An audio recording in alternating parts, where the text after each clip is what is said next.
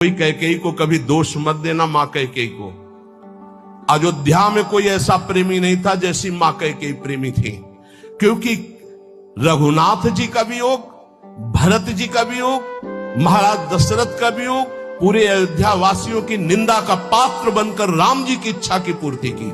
ये माता कैकेयी है, दूसरे में इतनी सामर्थ्य नहीं थी। माता कैकेयी जितना राम जी को प्यार करती थी, शायद है उतना कोई अवध में प्यार करता हो। भगवान श्री राम एकांत में माता कैकेयी से कहा, मां मैंने पूरी अवध में देखा है कि आपसे ज्यादा मुझे कोई प्यार नहीं करता, और ये सामर्थ्य केवल अधिक प्यार करने वाले में ही होती है। तो आप मेरे लिए निंदा सहेंगे, मेरे लिए आप अपमान सहेंगे, मेरे लिए पुत्र वियोग, मेरे लिए पति वियोग, ये केवल आप ही सह सकती हैं। इतना त्याग आप कर सकती हैं, मुझे पता है, क्योंकि आप हृदय से बहुत बहादुर हैं। देवासुर संग्राम में साथ गई थी कैकेयी जी महाराज चक्रवर्ती सम्राट दशरथ के।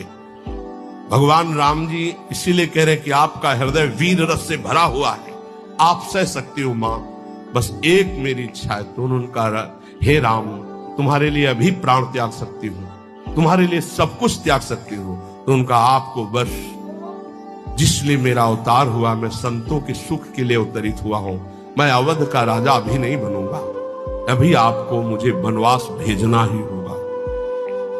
मां कैकेयी ने एकांतिक भगवान की आज्ञा का पालन किया, ये ध्यान रखना। कैकेयी जी का हृदय बहुत रघुनाथ जी के प्रेम में डूबा, ये कोई नहीं जानता। सर्वश्रेष्ठ प्रेम मां कैकेयी का, जिन्होंने अपना अपमान सहा, निंदा सहा, लेकिन राम जी की इच्छा की पूर्ति की। ये अंदर की बात कह रहा हूं। भरत जी ने कभी मां नहीं कहा।